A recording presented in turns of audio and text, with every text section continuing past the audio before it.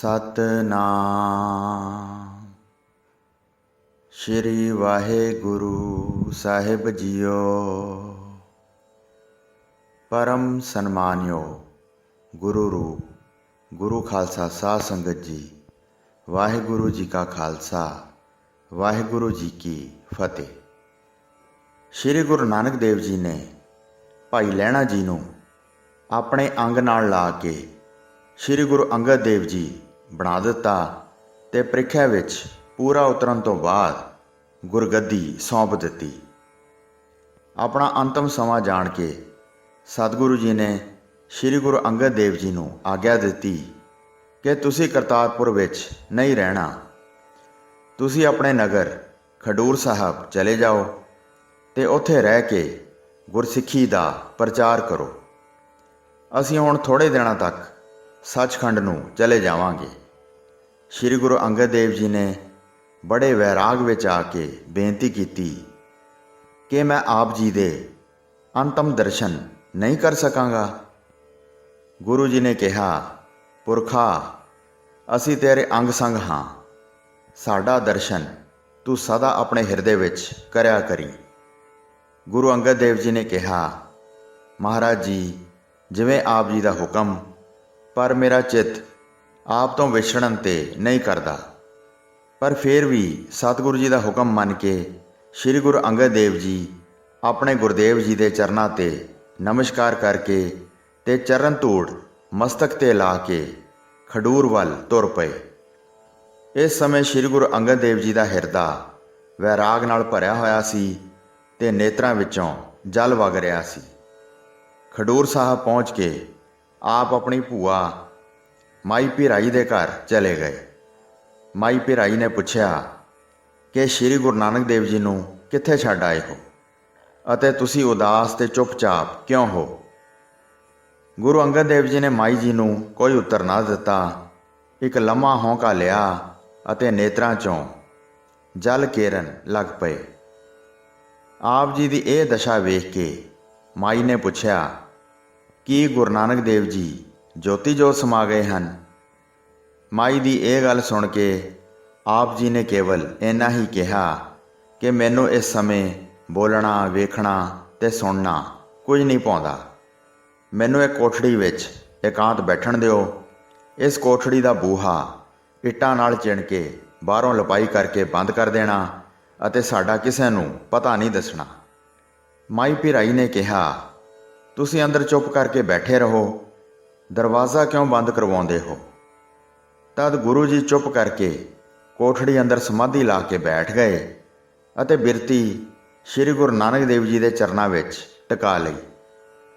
ਉਪਰੰਤ ਮਾਈ ਭੀਰਾਈ ਨੇ ਆਪ ਜੀ ਦੀ ਆਗਿਆ ਅਨੁਸਾਰ ਕੋਠੜੀ ਦਾ ਦਰਵਾਜ਼ਾ ਇੱਟਾਂ ਨਾਲ ਬੰਦ ਕਰਵਾ ਦਿੱਤਾ ਅਤੇ ਉੱਪਰ ਲਪਾਈ ਕਰਾ ਦਿੱਤੀ। ਉੱਧਰ ਸ਼੍ਰੀ ਗੁਰੂ ਨਾਨਕ ਦੇਵ ਜੀ ਨੇ ਸੱਚਖੰਡ ਜਾਣ ਦਾ ਕੌਤਕ ਵਰਤਾ ਦਿੱਤਾ। ਗੁਰੂ ਜੀ ਦੇ ਅੰਤਮ ਦਰਸ਼ਨ ਕਰਨ ਲਈ ਦੂਰ ਨੇੜੇ ਦੀਆਂ ਬੇਅੰਤ ਸੰਗਤਾਂ ਸ਼੍ਰੀ ਕਰਤਾਰਪੁਰ ਸਾਹਿਬ ਪਹੁੰਚੀਆਂ। ਬਾਬਾ ਬੁੱਢਾ ਜੀ ਇਸ ਸਮੇਂ ਸ਼੍ਰੀ ਕਰਤਾਰਪੁਰ ਹੀ ਸਨ। ਆਪ ਆਪਣੇ ਗੁਰਦੇਵ ਜੀ ਦੇ ਸੱਚਖੰਡ ਜਾਣ ਦਾ ਸਾਰਾ ਕੌਤਕ ਵੇਖ ਰਹੇ ਸਨ। ਆਪ ਦਾ ਮਨ ਇਸ ਸਮੇਂ ਬੜਾ ਉਦਾਸ ਸੀ। ਸ਼੍ਰੀ ਗੁਰੂ ਨਾਨਕ ਦੇਵ ਜੀ ਦੇ ਜੋਤੀ ਜੋਤ ਸਮਾ ਜਾਣ ਤੋਂ ਬਾਅਦ ਸਭ ਆਈਆਂ ਸੰਗਤਾਂ ਆਪੋ ਆਪਣੇ ਨਗਰਾਂ ਨੂੰ ਵਾਪਸ ਚਲੀਆਂ ਗਈਆਂ। ਬਾਬਾ ਬੁੱਢਾ ਜੀ, ਮਾਤਾ ਸੁਲੱਖਣੀ ਜੀ ਅਤੇ ਬਾਬਾ ਸ੍ਰੀ ਚੰਦ ਜੀ ਤੋਂ ਆਗਿਆ ਲੈ ਕੇ ਆਪਣੇ ਨਗਰ ਨੂੰ ਚਲੇ ਗਏ। ਹੁਣ ਬਾਬਾ ਜੀ ਦਾ ਮਨ ਸ਼੍ਰੀ ਕਰਤਾਰਪੁਰ ਸਾਹਿਬ ਰਹਿਣ ਲਈ ਨਹੀਂ ਸੀ ਮੰਨਦਾ। ਸਤਿਗੁਰਾਂ ਦੇ ਵਿਛੋੜੇ ਦਾ ਦੁੱਖ ਬਾਬਾ ਬੁੱਢਾ ਜੀ ਲਈ ਬੜਾ ਦੁਖਦਾਈ ਸੀ। ਆਪ ਹਰ ਸਮੇਂ ਵੈਰਾਗ ਵਿੱਚ ਰਹਿਣ ਲੱਗੇ। ਸਤਿਗੁਰੂ ਜੀ ਦੀ ਬਾਣੀ ਦਾ ਪਾਠ ਕਰਕੇ ਆਪ ਆਪਣੇ ਮਨ ਨੂੰ ਸ਼ਾਂਤ ਕਰਦੇ। ਇਸ ਤਰ੍ਹਾਂ 6 ਮਹੀਨੇ ਦਾ ਸਮਾਂ ਲੰਘ ਗਿਆ।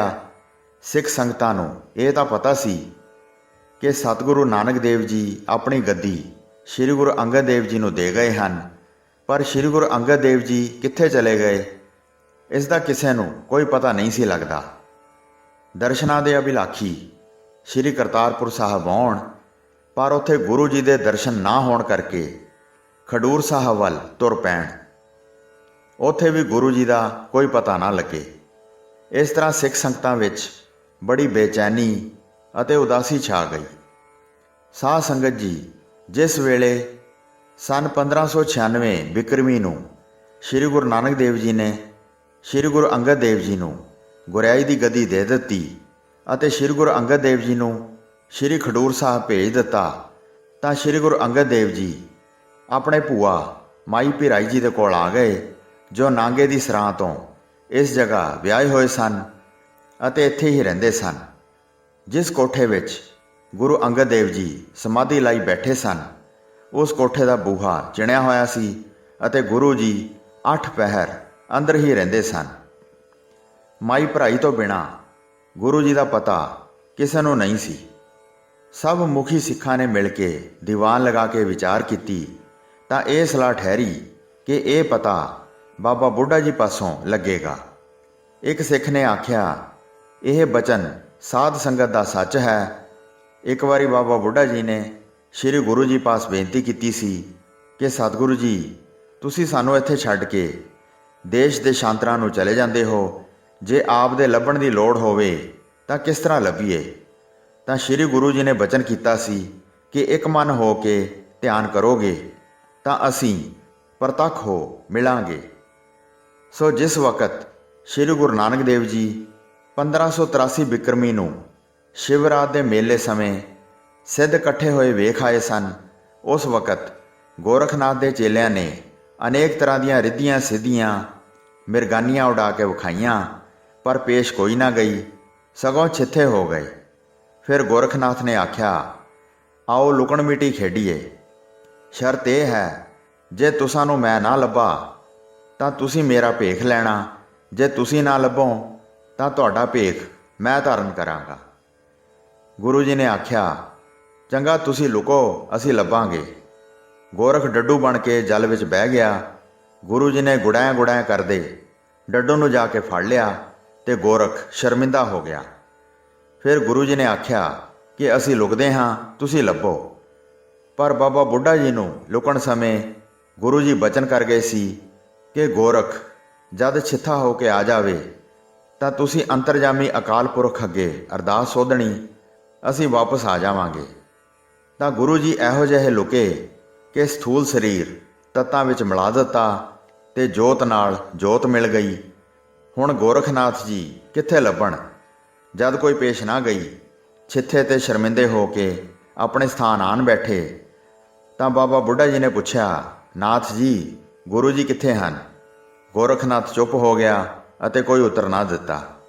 3 ਵਾਰੀ ਆਖਿਆ, ਤੀਜੀ ਵਾਰ ਉੱਤਰ ਦਿੱਤਾ ਕਿ ਆਪਣੇ ਗੁਰੂ ਨੂੰ ਤੁਸੀਂ ਹੀ ਲੱਭੋ। ਨਿੰਮੋ ਝਾਣ ਜਿਹਾ ਸੁਭਾਅ ਵੇਖ ਕੇ ਬਾਬਾ ਬੁੱਢਾ ਜੀ ਨੇ ਸਤਿਗੁਰੂ ਨਾਨਕ ਦੇਵ ਜੀ ਦਾ ਧਿਆਨ ਧਰ ਕੇ ਅਰਦਾਸ ਕੀਤੀ ਤਾਂ ਸਤਿਗੁਰੂ ਜੀ ਨੇ ਆ ਕੇ ਪ੍ਰਤੱਖ ਦਰਸ਼ਨ ਦੇ ਦਿੱਤੇ। ਸੰਗਤ ਗੁਰੂ ਜੀ ਦੇ ਚਰਨੀ ਲੱਗ ਨਿਹਾਲ ਹੋਈ। ਗੋਰਖ ਦੇ ਚੇਲੇ ਸ਼ਰਮਿੰਦੇ ਹੋਏ। ਸੋ ਬਾਬਾ ਬੁੱਢਾ ਜੀ ਗੁਰੂ ਜੀ ਦੀ ਰਮਜ਼ ਬੁੱਝਣ ਵਾਲੇ ਹਨ। ਇਸੇ ਤਰ੍ਹਾਂ ਸੰਗਤ ਨੂੰ ਉਮੀਦ ਸੀ ਕਿ ਗੁਰੂ ਅੰਗਦ ਦੇਵ ਜੀ ਨੂੰ ਲੱਭ ਕੇ ਸੰਗਤ ਨੂੰ ਨਿਹਾਲ ਕਰਨਗੇ। ਫਿਰ ਸਭ ਸਿੱਖ ਚੱਲ ਕੇ ਭਾਣਾ ਤਲਵੰਡੀ ਪੁੱਜੇ। ਬਾਬਾ ਜੀ ਪਾਸ ਸੰਗਤ ਨੇ ਬੇਨਤੀ ਕੀਤੀ। ਬਾਬਾ ਜੀ ਨੇ ਸੰਗਤ ਦੀ ਬੇਨਤੀ ਭਲੀ ਭਾਂਤ ਸੁਣ ਕੇ ਗੁਰਚਰਨਾਂ ਨਾਲ ਧਿਆਨ ਜੋੜਿਆ। ਕੁਝ ਸਮਾਂ ਧਿਆਨ ਲਗਾਉਣ ਤੋਂ ਬਾਅਦ ਬਾਬਾ ਬੁੱਢਾ ਜੀ ਨੇ ਕਿਹਾ ਕਿ ਗੁਰੂ ਜੀ ਦੀ ਆਗਿਆ ਅਨੁਸਾਰ ਸ਼੍ਰੀ ਗੁਰੂ ਅੰਗਦ ਦੇਵ ਜੀ ਖਡੂਰ ਸਾਹਿਬ ਚਲੇ ਗਏ ਸਨ। ਮੇਰਾ ਖਿਆਲ ਹੈ ਕਿ ਆਪਣੇ ਗੁਰਦੇਵ ਦੀ ਆਗਿਆ ਅਨੁਸਾਰ ਆਪ ਖਡੂਰ ਵਿੱਚ ਹੀ ਹੋਣਗੇ। ਉਹ ਸਤਿਗੁਰਾਂ ਦੀ ਹੁਕਮਬਦੁਲੀ ਕਰਕੇ ਖਡੂਰ ਤੋਂ ਬਾਹਰ ਨਹੀਂ ਗਏ ਹੋਣਗੇ। ਆਓ ਪਹਿਲਾਂ ਖਡੂਰ ਚਲੀਏ। ਮੇਰਾ ਵਿਸ਼ਵਾਸ ਹੈ ਕਿ ਸਾਨੂੰ ਸਤਿਗੁਰੂ ਜੀ ਦੇ ਖਡੂਰ ਵਿੱਚ ਜ਼ਰੂਰ ਦਰਸ਼ਨ ਹੋ ਜਾਣਗੇ। ਬਾਬਾ ਬੁੱਢਾ ਜੀ ਸਭ ਸਿੱਖਾਂ ਨੂੰ ਆਪਣੇ ਨਾਲ ਲੈ ਕੇ ਖਡੂਰ ਵਿੱਚ ਪਹੁੰਚੇ। ਖਡੂਰ ਵਿੱਚ ਸਭ ਥਾਈਂ ਸਤਿਗੁਰੂ ਜੀ ਦੀ ਭਾਲ ਕੀਤੀ ਗਈ, ਪਰ ਆਪ ਕਿਸੇ ਥਾਂ ਤੋਂ ਨਾ ਮਿਲੇ। ਅਖੀਰ ਬਾਬਾ ਬੁੱਢਾ ਜੀ ਨੇ ਕਿਹਾ ਕਿ ਮਾਈ ਭਰਾਈ ਤੋਂ ਪਤਾ ਕਰੀਏ, ਸ਼ਾਇਦ ਉਹਨਾਂ ਨੂੰ ਪਤਾ ਹੋਵੇ। ਇਹ ਕਹਿ ਕੇ ਬਾਬਾ ਜੀ ਮਾਈ ਭਰਾਈ ਦੇ ਘਰ ਗਏ। ਸਭਨਾਂ ਤੋਂ ਪਹਿਲਾਂ ਮਾਈ ਜੀ ਨੂੰ ਮੱਥਾ ਟੇਕਿਆ ਅਤੇ ਫਿਰ ਸ਼੍ਰੀ ਗੁਰੂ ਅੰਗਦ ਦੇਵ ਜੀ ਬਾਰੇ ਪੁੱਛਿਆ ਕਿ ਮਾਤਾ ਜੀ, ਸ਼੍ਰੀ ਗੁਰੂ ਅੰਗਦ ਦੇਵ ਜੀ ਨਹੀਂ ਮਿਲ ਰਹੇ ਹਨ। ਆਪ ਨੂੰ ਉਹਨਾਂ ਦਾ ਕੋਈ ਪਤਾ ਹੋਵੇ ਤਾਂ ਦੱਸੋ। ਸੰਗਤਾਂ ਦਰਸ਼ਨਾਂ ਲਈ ਬੜੀਆਂ ਵਿਆਕੁਲ ਹਨ। ਮਾਈ ਭਰਾਈ ਨੇ ਕੋਈ ਉੱਤਰ ਨਾ ਦਿੱਤਾ। ਚੁੱਪ ਹੀ ਰਹੇ। ਬਾਬਾ ਬੁੱਢਾ ਜੀ ਨੇ ਮਾਈ ਭਰਾਈ ਦੀ ਚੁੱਪ ਤੋਂ ਜਾਣ ਲਿਆ ਕਿ ਸਤਿਗੁਰੂ ਜੀ ਇੱਥੇ ਹੀ ਹਨ। ਬਾਬਾ ਬੁੱਢਾ ਜੀ ਦੀ ਨਜ਼ਰ ਇੱਕ ਕੋਠੇ 'ਤੇ ਪਈ, ਜਿਸ ਦੇ ਬੂਹੇ ਅੱਗੇ ਲਪਾਈ ਕਰਕੇ ਬੰਦ ਕੀਤਾ ਹੋਇਆ ਸੀ। ਇਹ ਵੇਖ ਕੇ ਬਾਬਾ ਜੀ ਨੇ ਸਿੱਖਾਂ ਨੂੰ ਕਿਹਾ ਕਿ ਮੇਰਾ ਯਕੀਨ ਹੈ ਕਿ ਸਤਿਗੁਰੂ ਜੀ ਇਸ ਕੋਠੇ ਵਿੱਚ ਹਨ। ਤਦ ਬਾਬਾ ਬੁੱਢਾ ਜੀ ਨੇ ਬੂਹੇ ਅੱਗੇ ਖੜ੍ਹੇ ਹੋ ਕੇ ਪਹਿਲਾਂ ਗੁਰੂ ਜੀ ਨੂੰ ਨਮਸਕਾਰ ਕਰਕੇ ਫਿਰ ਕਿਹਾ ਕਿ ਮੇਰਾ ਨਾਮ ਭਾਈ ਬੁੱਢਾ ਹੈ। ਸੰਗਤ ਆਪ ਦੇ ਦਰਸ਼ਨਾਂ ਲਈ ਬੜੀ ਵਿਆਕੁਲ ਹੈ। ਆਪ ਬਾਹਰ ਆ ਕੇ ਸੰਗਤ ਨੂੰ ਦਰਸ਼ਨ ਦੇ ਕੇ ਨਿਹਾਲ ਕਰੋ। ਉਪਰੰਤ ਬਾਬਾ ਬੁੱਢਾ ਜੀ ਨੇ ਇੱਟਾਂ ਦਾ ਪਰਦਾ ਆਪਣੇ ਹੱਥਾਂ ਨਾਲ ਲਾ ਦਿੱਤਾ ਤੇ ਬੂਹਾ ਖੋਲ੍ਹਿਆ। ਬਾਬਾ ਜੀ ਨੇ ਅੰਦਰ ਵੇਖਿਆ ਕਿ ਸਤਿਗੁਰੂ ਜੀ ਸਮਾਧੀ ਵਿੱਚ ਲੀਨ ਹਨ। ਸਾਰੀ ਸੰਗਤ ਨੇ ਆਪ ਦੇ ਚਰਨਾਂ 'ਤੇ ਮੱਥਾ ਟੇਕਿਆ ਅਤੇ ਬਾਬਾ ਬੁੱਢਾ ਜੀ ਨੇ ਆਪ ਦੇ ਚਰਨ ਝੱਸ ਕੇ ਸਮਾਧੀ ਖੋਲ੍ਹੀ। ਸਤਿਗੁਰੂ ਜੀ ਬਾਬਾ ਬੁੱਢਾ ਜੀ ਤੇ ਸਾਰੀ ਸੰਗਤ ਨੂੰ ਵੇਖ ਕੇ ਬੜੇ ਪ੍ਰਸੰਨ ਹੋਏ। ਆਪ ਸ਼੍ਰੀ ਗੁਰੂ ਨਾਨਕ ਦੇਵ ਜੀ ਨੂੰ ਯਾਦ ਕਰਕੇ ਬੜੇ ਵੈਰਾਗ ਵਿੱਚ ਆ ਗਏ ਤੇ ਆਪ ਨੇ ਇਹ ਸ਼ਲੋਕ ਉਚਾਰਿਆ, ਜਿਸ ਪਿਆਰੇ ਸਿਉ ਨੇਹੋਂ ਤਿਸ ਆਗੈ ਮਰ ਚੱਲੀਐ, ਤ੍ਰਿਗ ਜੀਵਨ ਸੰਸਾਰ ਤਾਂ ਕਹਿ ਪਾਛੈ ਜੀਵਣਾ। ਇਹ ਵੈਰਾਗਮਈ ਸ਼ਲੋਕ ਉਚਾਰ ਕੇ ਆਪ ਸੰਗਤ ਵਿੱਚ ਬੈਠ ਗਏ ਅਤੇ ਸਭ ਨੂੰ ਧੀਰਜ ਦਿੱਤੀ ਕਿ ਸਤਿਨਾਮ ਦਾ ਸਿਮਰਨ ਕਰੋ। ਸਤਿਗੁਰੂ ਜੀ ਦੇ ਪ੍ਰਗਟ ਹੋਣ ਦੀਆਂ ਖਬਰਾਂ ਸਭ ਸਿੱਖ ਸੰਗਤਾਂ ਨੂੰ ਪਹੁੰਚ ਗਈਆਂ। ਬੇਅੰਤ ਸੰਗਤਾਂ ਦਰਸ਼ਨ ਲਈ ਖਡੂਰ ਸਾਹਿਬ ਆਉਣ ਲੱਗ ਪਈਆਂ। ਗੁਰੂ ਘਰ ਦੀ ਮਰਿਆਦਾ ਅਨੁਸਾਰ ਦੋਵੇਂ ਵੇਲੇ ਦੀਵਾਨ ਸੱਜਣ ਲੱਗ ਪਏ।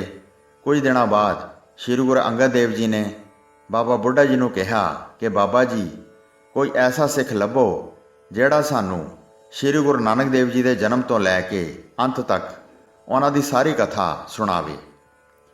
ਬਾਬਾ ਬੁੱਢਾ ਜੀ ਨੇ ਕਿਹਾ ਕਿ ਮਹਾਰਾਜ ਜੀ, ਇੱਕ ਬਾਲਾ ਜੱਟ ਤਲਵੰਡੀ ਦੇ ਰਹਿਣ ਵਾਲਾ ਗੁਰੂ ਜੀ ਦੇ ਨਾਲ ਹੀ ਸਾਰੀ ਸੰਸਾਰ ਯਾਤਰਾ ਵਿੱਚ ਰਿਹਾ ਹੈ। ਉਹ ਹੀ ਆਪ ਜੀ ਨੂੰ ਗੁਰੂ ਜੀ ਦੇ ਕੌਤਕ ਸੁਣਾ ਸਕਦਾ ਹੈ। ਇਹ ਸੁਣ ਕੇ ਗੁਰੂ ਜੀ ਨੇ ਬਾਬਾ ਬੁੱਢਾ ਜੀ ਤੇ ਇੱਕ ਦੋ ਹੋਰ ਸਿੱਖਾਂ ਨੂੰ ਤਲਵੰਡੀ ਭੇਜਿਆ ਕਿ ਭਾਈ ਬਾਲਾ ਜੀ ਨੂੰ ਇੱਥੇ ਲਿਆਉਣ। ਬਾਬਾ ਬੁੱਢਾ ਜੀ ਤਲਵੰਡੀ ਗਏ ਤੇ ਸਤਿਗੁਰੂ ਜੀ ਦਾ ਸੁਨੇਹਾ ਦੇ ਕੇ ਭਾਈ ਬਾਲਾ ਜੀ ਨੂੰ ਸ਼੍ਰੀ ਖਡੂਰ ਸਾਹਿਬ ਲਿਆਏ। ਸਤਿਗੁਰੂ ਜੀ ਨੇ ਭਾਈ ਬਾਲਾ ਜੀ ਨੂੰ ਸ਼੍ਰੀ ਗੁਰੂ ਨਾਨਕ ਦੇਵ ਜੀ ਦਾ ਨਿਕਟਵਰਤੀ ਸਿੱਖ ਜਾਣ ਕੇ ਬੜਾ ਪਿਆਰ ਤੇ ਸਤਿਕਾਰ ਕੀਤਾ। ਗੁਰੂ ਜੀ ਦੀ ਆਗਿਆ ਮੰਨ ਕੇ ਭਾਈ ਬਾਲਾ ਜੀ ਨੇ ਸ਼੍ਰੀ ਗੁਰੂ ਨਾਨਕ ਦੇਵ ਜੀ ਦੀ ਸਾਰੀ ਕਥਾ ਸ਼੍ਰੀ ਗੁਰੂ ਅੰਗਦ ਦੇਵ ਜੀ ਤੇ ਸਾਰੀ ਸੰਗਤ ਨੂੰ ਬੜੇ ਪ੍ਰੇਮ ਤੇ ਸ਼ਰਧਾ ਨਾਲ ਸੁਣਾਈ। ਇੱਕ ਸਿੱਖ ਇਸ ਸਾਰੀ ਕਥਾ ਨੂੰ ਨਾਲੋਂ ਨਾਲ ਲਿਖਦਾ ਗਿਆ। ਗੁਰੂ ਜੀ ਸਾਰੀ ਕਥਾ ਸੁਣ ਕੇ ਬੜੇ ਪ੍ਰਸੰਨ ਹੋਏ ਅਤੇ ਵੈਰਾਗੀ ਦਸ਼ਾ ਨੂੰ ਤਿਆਗ ਕੇ ਸਿੱਖਾਂ ਪ੍ਰਤੀ ਉਪਦੇਸ਼ ਕਰਕੇ ਨਿਹਾਲ ਕਰਨ ਲੱਗੇ। ਸਤਿਗੁਰੂ ਜੀ ਨੇ ਭਾਈ ਬਾਲਾ ਜੀ ਨੂੰ ਕੁਝ ਸਮਾਂ ਆਪਣੇ ਕੋਲ ਰੱਖ ਕੇ ਬੜੇ ਸਤਿਕਾਰ ਨਾਲ ਸਰੋਪਾ ਦੇ ਕੇ ਤਲਵੰਡੀ ਵੱਲ ਤੋਰਿਆ। ਬਾਬਾ ਬੁੱਢਾ ਜੀ ਸਤਿਗੁਰੂ ਜੀ ਦੀ ਤੇ ਸੰਗਤ ਦੀ ਸੇਵਾ ਕਰਨ ਲਈ ਖਡੂਰ ਸਾਹਿਬ ਵਿੱਚ ਹੀ ਰਹਿ ਪਏ। ਜੋ ਸਿੱਖ ਇਸ ਸਾਖੀ ਨੂੰ ਆਪ ਸੁਣਦਾ ਹੈ ਅਤੇ ਅੱਗੇ ਸੁਣਾਉਂਦਾ ਹੈ, ਉਸ ਦਾ ਜਨਮ ਧਨ ਹੋ ਜਾਂਦਾ ਹੈ। ਹੋਈਆਂ ਭੁੱਲਾਂ ਚੁੱਕਾਂ ਦੀ ਖਿਮਾ ਬਖਸ਼ਣੀ ਜੀ। ਦਾਸ ਨੂੰ ਆਗਿਆ ਦਿਓ। ਵਾਹਿਗੁਰੂ ਜੀ ਕਾ ਖਾਲਸਾ, ਵਾਹਿਗੁਰੂ ਜੀ ਕੀ ਫਤਿਹ।